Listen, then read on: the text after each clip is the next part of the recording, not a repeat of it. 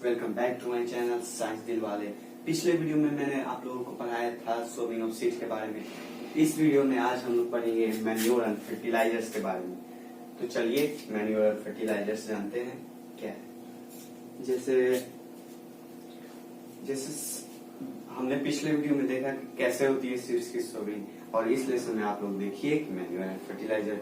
Manure और fertiliser की requirement क्यों होती है, इसको समझने के लिए आप इमेजिन कीजिए कि अगर आप पॉट लें जिसमें आप एक प्लांट लगाएं, आफ्टर सम टाइम इस प्लांट को निकालेंगे और दूसरा प्लांट लगाएंगे, तो इस प्रोसेस को आप 2 से 3 बार करिएगा। तो आप ऑब्जर्व करिएगा कि जैसे आप देखेंगे कि आफ्टर 2 और 3 टाइम्स तो आपका जो सॉइल है इनमें से न्यूट्रिएंट्स डिप्लीट हो जाते हैं और वो ऑलमोस्ट खत्म हो जाते हैं। सेम चीज होती है यहाँ पर। जब फार्मर्स भी अपने लार्ज फील्ड में ढेर सारे क्रॉप्स लगाते हैं, तो जब वो एक बार क्रॉप्स लगाते हैं तो वही क्रॉप न्यूट्रिएंट ऑब्जर्व करती है, तो सॉइल में जो प्रेजेंट होगा वहां से सेम चीज वो अगली बार करेंगे। तो ऐसे धीरे धीरे आप ऑब्जर्व करेंगे कि जो सॉइल में न्यूट्रिएंट्स है वो आप पे डिप्लीट हो जाते हैं। यही वो वजह होती है कि फार्मर को एडिशनली न्यूट्रिएंट्स प्रोवाइड करनी पड़ती है crops in the form of manure and fertilisers. तो आइए इस लेसन में हम लोग देखते हैं कि इन दोनों के बारे में डिटेल्स। और सबसे पहले हम लोग यहाँ पर बात करते हैं मैन्योर की। जब हम लोग यहाँ पर बात करेंगे मैन्योर की, तो हम सबसे पहले यहाँ पर देखेंगे कि मैन्योर को बोलेंगे क्या। वेल मैन्योर जो है वो प्राइमरली ऑर्गेनिक सब्सटेंसेस होते हैं। ऑर्गेनिक तो ये आपको मिलते हैं bye, these are obtained by decomposition by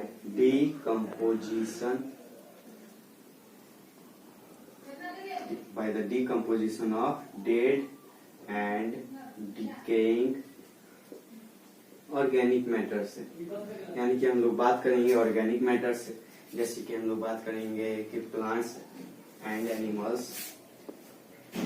जैसे इसी में प्लांट्स एंड एनिमल्स, जैसे हम लोग बात करेंगे जंगल में या आपके घर में होंगे।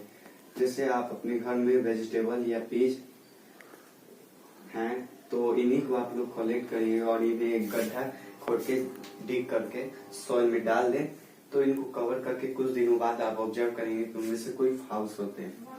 तो ये फाउल्स इंडिकेट करती है कि जो ऑर्गेनिक मैटर है वो आपका डिकम्पोज हो गया है।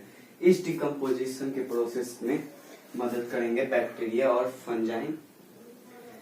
और जो मैटर आप लोगों को यहाँ पर दिखता है इसी को हम लोग बोलेंगे मैन्योर। मैन्योर की यही खासियत है कि these are rich in nutrients। these are ये न्यूट्रिएंट्स में बहुत ही रिच होते हैं। इसी के साथ साथ हम लोग यहाँ पर देखते हैं और इसी के साथ एक और है, जैसे देखिए कि दे इम्प्रूव द सॉइल क्वालिटी। तो एक चीज हम लोग ने ऑब्जर्व की कि वो ऑब्वियसली न्यूट्रिएंट्स को दूसरा जैसे देखते हैं इम्प्रूव, दूसरा हम लोग देखेंगे कि जो सॉइल की क्वालिटी भी इम्प्रूव करती है। इसी वजह से जो मैन्योर होते हैं उनका ढेर सारा मैन्योर, मतलब जैसे आप सॉइल में ऐड करते हैं तो इसी के वजह से इस सॉइल में जो वाटर होल्डिंग की कैपेसिटी है, वाटर रिटेन करने की कैपेसिटी होती है, वो आपका बढ़ जाता है। तो इसी के साथ आप लोग देखिए कि टेक्सचर, सॉइल का जो टेक्सचर है, तो जैसे बेसिकली जो न्यूट्रिएंट्स प्रोवाइड करते हैं सॉइल को, साथ ही साथ उसकी क्वालिटी भी इम्प्रूव करती है। तो ये हो गए हमारे मैन्योर्स ये बनते by the dead and decomposition of animals. Next हम लोग यहाँ पर आके बात करते हैं फर्टिलाइजर्स की। तो यहाँ पर आप लोग देखेंगे फर्टिलाइजर्स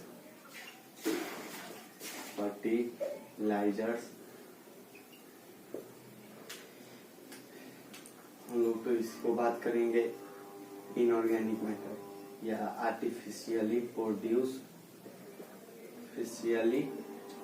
सब्सटेंसेस। इनको आर्टिफिशियली प्रोड्यूस किया जाता है कहाँ पर प्रिपेयर किया जाता है, जैसे देखिए these are prepare in factory, prepare in factory. ये जो फर्टिलाइजर्स होते हैं इनकी यही खासियत होती है कि fertilisers are very rich in nutrients, very rich in nutrients. इनको फैक्ट्री में हम लोग डेवलप करते हैं, न्यूट्रिएंट्स को लेकर यहाँ पर हम लोग फर्टिलाइजर्स को बनाते हैं। यहाँ पर हम लोग देखेंगे कि जो फर्टिलाइजर्स को न्यूट्रिएंट मिलता है, जाके न्यूट्रिएंट्स के मिक्सचर को मिलता है, जैसे कि नाइट्रोजन, पोटेशियम, फास्फोरस, या सब इसका कॉम्बिनेशन होता है, यही फर्टिलाइजर्स होता है। यहाँ पर हम लोग देखेंगे कि फर्टिलाइजर जो है इसका सिर्फ लिमिटेड अमाउंट या बहुत ही कम अमाउंट में होता है, इसलिए हम लोग यहाँ पर बोल रहे हैं यहाँ बहुत सारे न्यूट्रिएंट्स प्रेजेंट। और यहाँ पर इम्पोर्टेंट जो चीज है वो आपका, जैसे देखिए हम लोग यहाँ पर लिखा हुआ लिटिल अमाउंट इज रिक्वायर्ड।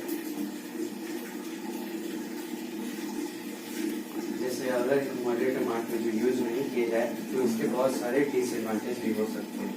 तो आइए हम लोग यहाँ पर देखते हैं, आगे चल के बात करते हैं what are the disadvantages of using fertilisers. Disadvantages में आप लोग ऑब्जर्व करेंगे कि it causes soil as well as water pollution. कैसे कह सकते हैं कि ये आपका पॉल्यूशन कॉज करेंगे जब आप मैन्योर और फर्टिलाइजर प्लांट में डालते हैं और इरिगेशन करते हैं या पानी देते हैं, तो ये जो सब्सटेंसेस हैं वो साथ साथ बहकर चले जाते हैं पास पास के रिवर में। तो अब क्या होता है कि जो फर्टिलाइजर्स जो बह के जाते हैं वो पानी के साथ साथ तो वो आपका वाटर बॉडी में जो जाता है, तो इन फर्टिलाइजर्स के एक्यूमुलेशन की वजह से जो प्लांट्स एंड एनिमल्स प्रेजेंट है इसमें रिवर लेक्स में, उनकी डेथ हो जाती है, क्योंकि जो फर्टिलाइजर्स हैं वो अपर सरफेस में आते हैं, एक्यूमुलेट हो जाते हैं, जिसकी वजह से कई सारे अलग अलग किस्म के ऑर्गेनिज्म डेवलप हो जाते हैं। तो इन्हीं ऑर्गेनिज्म की वजह से अंदर आने वाले जो प्लांट्स एंड एनिमल्स जो रहते हैं इनको सनलाइट अच्छे से नहीं मिल पाती है। तो इन्हीं की वजह से जो फर्टिलाइजर यहाँ पर वाटर पोल्यूशन कॉज करते हैं। वहीं पर देखिए कि सेकेंड जो हम लोग देखेंगे, पहला तो मैंने बता दिया, दे मेक द सॉइल, ये इट कॉजेस सॉइल इनफर्टाइल,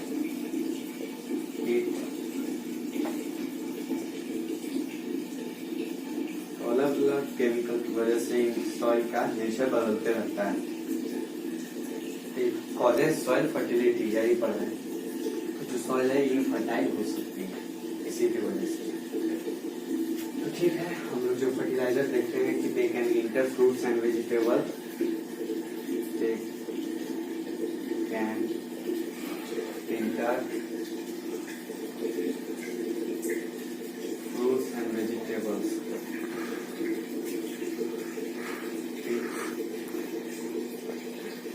इसी के साथ कहा जाता है कि मैन्योर भले ही लार्ज क्वांटिटी में यूज हो, जो मैन्योर्स होते हैं यूज, जैसे देखिए यहाँ पर मैन्योर आपका यूज होता है लार्ज क्वांटिटी में, क्योंकि ऑफिशियली नेचुरली बनाए जाते हैं, उनमें बहुत सारे न्यूट्रिएंट्स भी पाए जाते हैं। तो all the manures are required in the large quantity for the long term. तो वेल हम लोग देखते हैं शॉर्ट टर्म के में कम अमाउंट में जो फर्टिलाइजर्स को यूज किया जाता है तो फार्मर्स को यूजफुल हो सकते हैं। तो यहाँ पर हम लोग बात करते हैं कि मैन्योर और फर्टिलाइजर्स की, और यहाँ पर हम लोग बात करते हैं तीसरी तरह की फार्मिंग में, जिन्हें हम लोग करते हैं ऑर्गेनिक फार्मिंग। इनमें हम लोग देखें कि बिल्कुल ही कुछ भी यूज नहीं किया जाता है क्रॉप्स को ग्रो करने में। इसके अलावा सॉइल में हम लोग न्यूट्रिएंट्स को बना के रखना है, तो एक और तरीका जो होता है जिन्हें हम लोग एक और बोलते हैं कि क्रॉपिंग मेथड को चेंज करने का। इसका मतलब है कि सॉइल में अलग अलग टाइप का क्रॉप ग्रो किया जाता है। तो ये जो अलग अलग टाइप के क्रॉप हैं, तो इनमें अलग अलग टाइप के न्यूट्रिएंट्स रिक्वायर्ड होते हैं। जैसे हम लोग बात करते हैं वीट की या पीच की, तो इन दोनों की रिक्वायरमेंट होती है ज्यादातर नाइट्रोजन में, तो ये आपका नाइट्रोजन ऑब्जर्व कर लेता है। और जो पीच होता है वो आपका वापस सॉइल में ऐड कर देता है नाइट्रोजन। तो मिक्स टाइप की क्रॉपिंग की जाए या फिर एक के बाद दूसरे टाइप ऑफ क्रॉप की ग्रो किया जाए, तो इसी की वजह से सॉइल का डेथ हो सकता है। तो क्योंकि हम लोग ने यहाँ पर देखा है कि क्या होता है मैन्योर और फर्टिलाइजर्स, और हम लोग देखा कि डिफरेंट पैटर्न्स जिसकी वजह से सॉइल में न्यूट्रिएंट्स प्रेजेंट किए जा सकते हैं। और फाइनली हम लोग यहाँ पर क्विक रिवीजन में देखेंगे कि क्या डिफरेंसेस होते हैं मैन्योर और फर्टिलाइजर। तो सबसे पहले हम लोग यहाँ पर देखेंगे कि सबसे पहले मैन्योर ऑर्गेनिक ग्रो किया जाता है, नेचुरली ग्रो किया जाता है। नेक्स्ट हम लोग फर्टिलाइजर्स की बात करते हैं कि फैक्ट्रीज में बनाया जाता है। अगला हम लोग देखेंगे कि जो मैन्योर होते हैं इनमें कम नंबर ऑफ न्यूट्रिएंट पाए जाते हैं, लेकिन फर्टिलाइजर्स है जैसे NPK, नाइट्रोजन, फास्फोरस या फिर यूरिया, सल्फेट, ये सब की बात की जाए तो इनमें बहुत सारे कम अमाउंट में न्यूट्रिएंट्स पाए जाते हैं।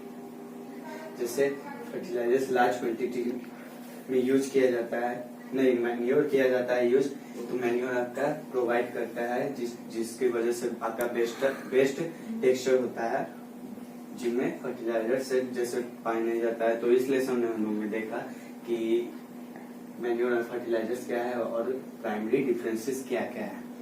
तो मैंने पूरे डिटेल्स में समझा दिया है, तो इसी के साथ वीडियो समाप्त होता है।